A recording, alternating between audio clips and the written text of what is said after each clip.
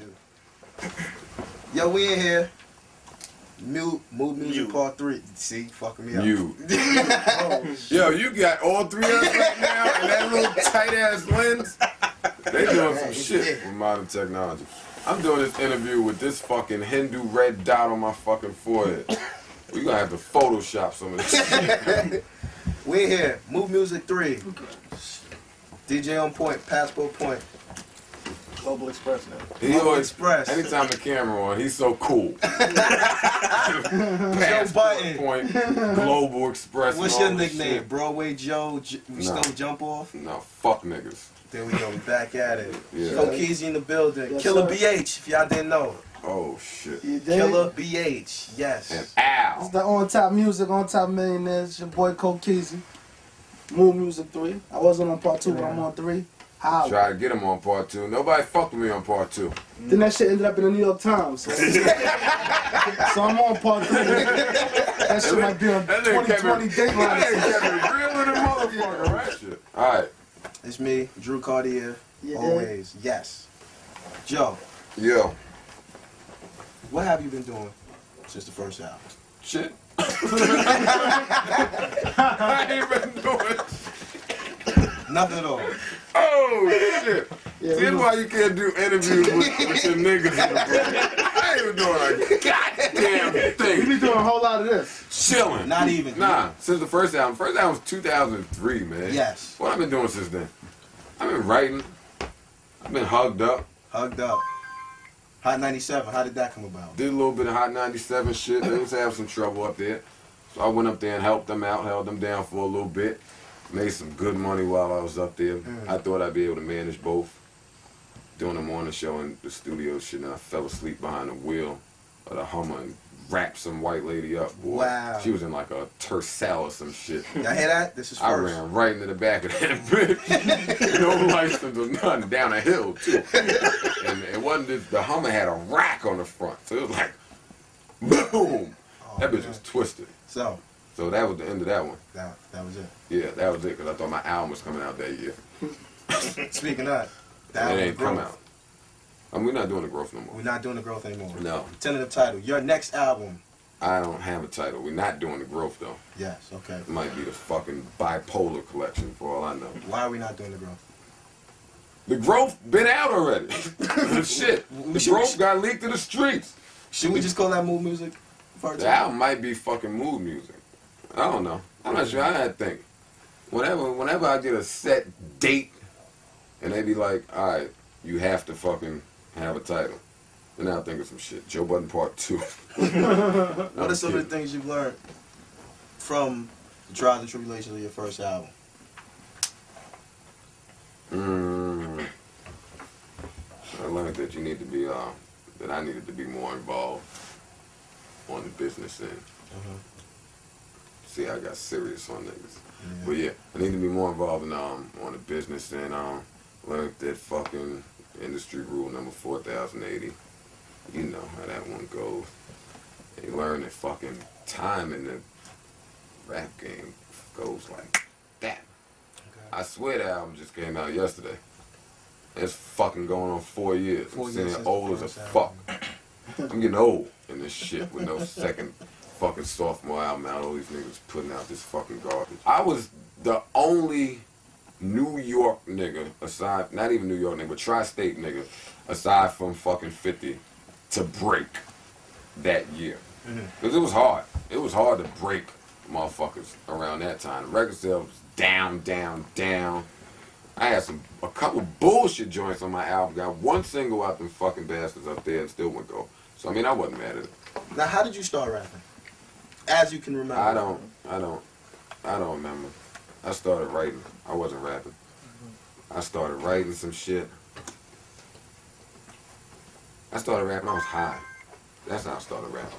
I was high, and everybody around me was rapping, freestyling, and it was just fun to get high and freestyle. And I was actually pretty good at it. So then I started, you know, to write some shit down. And then I just continued to write shit down. And I was so excited to be writing shit down. I wanted to go outside and let niggas hear my shit. And, you know, school, lunchtime, let niggas hear my shit. I wanted anybody that would listen. I wanted to hear my shit. So all over Jersey City, I was everywhere. If we was in another hood, if we was in Patterson or some shit in a car, I would, and you know, 'cause back then, you know, it wasn't so many rappers like it is now. So you would see a cipher on the corner somewhere, I'd tell the car, pull over. Get out. And let me hop out and rip these niggas. And we almost got shot at a couple times doing that dumb shit. Wow. So a bunch of battles, a bunch of ciphers, a bunch of, and that shit just kept going and going and going and going until I finally got my ass in the studio and started doing some shit. So now, before you started rapping, you always made light of some of your trials and tribulations growing up. Mm-hmm. You know, whether it be drugs, alcohol, Mm-hmm. quote unquote, chicks, baby moms. You All went that shit. You went through the whole gambit. All of that shit, You the int- whole, yeah. You introduced the audience to everything on your first album. Yep, in one go round. And threw porno star in there. Fuck. Now, some people say that was a knock on your album because some people felt that it was just like a jumbled set of thoughts. It had no real focus or direction. What do you say to that? What do you say to those people who, you know? Fuck niggas. I disagree with all of that. I disagree with all that. In retrospect, it was some joints on the album that I wouldn't have put on there, but as far as the overall feel of the album, you're gonna get that on every Joe Budden album, if they ever come out. If they ever start coming out, that's gonna be on every Joe Budden album. It's fucking me. It's what separates me from the rest of the flock that's talking about a bunch of bullshit. I couldn't even talk about the bullshit if I tried to talk about it. It wouldn't sound right. Matter of fact, I have tried to talk about the bullshit, and it ain't sound right. So I fucking stick to what I do best, talking about some real life shit. My fan base is not niggas that got 5 cars in the garages and niggas just living, you know, very, very, very well. My fan base is fucked up. So, I mean, that's just the real of it. Now, do you think that you might have to, for this, whenever your next coming project will be, that you might have to get some kind of broader appeal to try and reach the demographic that should be buying your albums? No. Quote, unquote, 16 to 24, Hell no. snap, pop records. You might I have to feel like I'm sexy, so bitches should buy my shit. Let's see, what else? I don't know. I'm joking, but I don't think that has to happen. I think that all of the fucking, and I had this argument all the time with niggas, all of the singles that I grew up to, that niggas remember and that are classic to this day, were exactly like the ones that I'm putting out right now. Like fucking My Mind's Playing Tricks on Me, like They Reminisce Over You, like fucking any Pac single, fucking any song Pac ever put out that wasn't, you know, like How Do You Want It was the same shit that I'm doing. If I go back to the 90s and just pick any single that made an impact on me and my life, and not even just me, but fucking hip hop as a whole, it was a song like the ones that I made. It wasn't all of the fucking Walk It Outs and all of the other shit. But looking at it as you being an artist, and this is your job. Your job is to, you know, expose yourself to the masses and make money while you're doing it. Don't you think that you should still lean a little bit towards, quote unquote, the left? Well, I mean, on my you talking like on my last album, I didn't do just that. Oh, you like I fucking put out, let me see, 1, 2, 3 of them shits. I put out Focus, I put out Pump It Up, I put out Fire. None of them shits was saying you know, too much. But I mean, I can't dumb down. They were still, there we go. They were still lyrical. So you're gonna get a club song, cause I go to clubs, and I fuck bitches, and you know, and I like to look at bitches, and I enjoy strip clubs. I mean, I'm a man, I'm a young man with some money, so I do the shit that niggas do.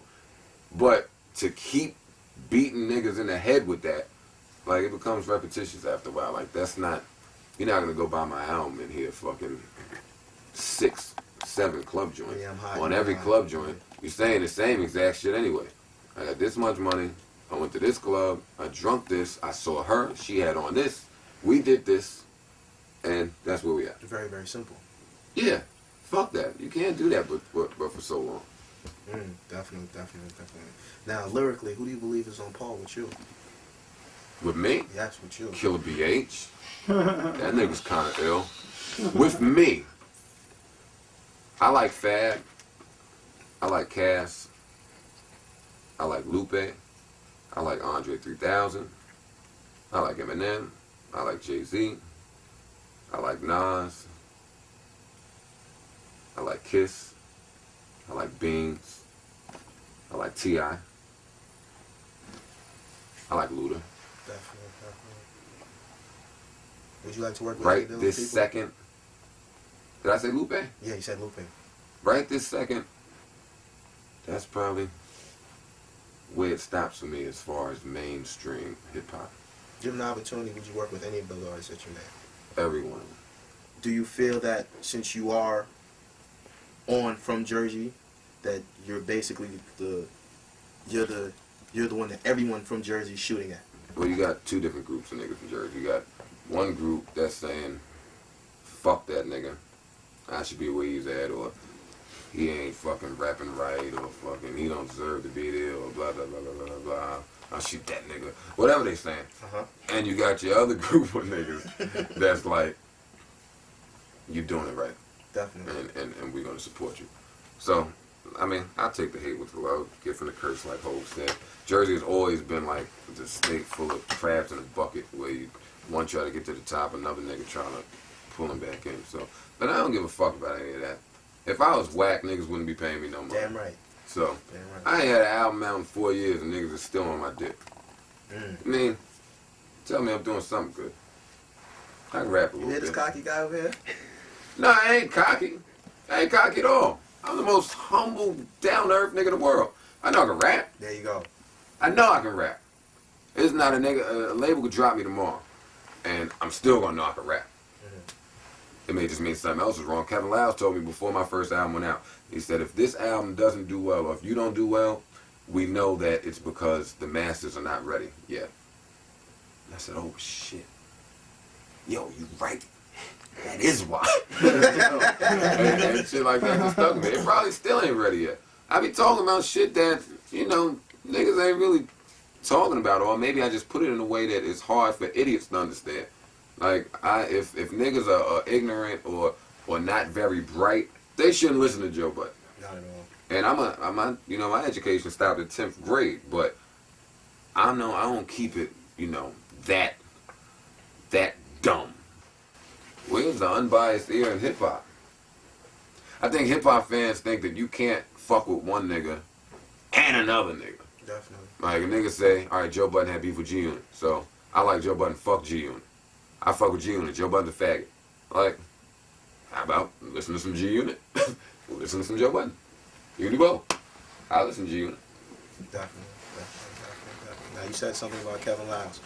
You basically were there. You were signed by Kevin and Leo. You were there when powers that be things shifted. Kevin and Leo are now running Warner Brothers. I should have had something in my contract that stated, if y'all niggas 86 this shit, I'm 86ing it with you. Now, you also have now L.A. Reid, and you have Jay-Z as the president.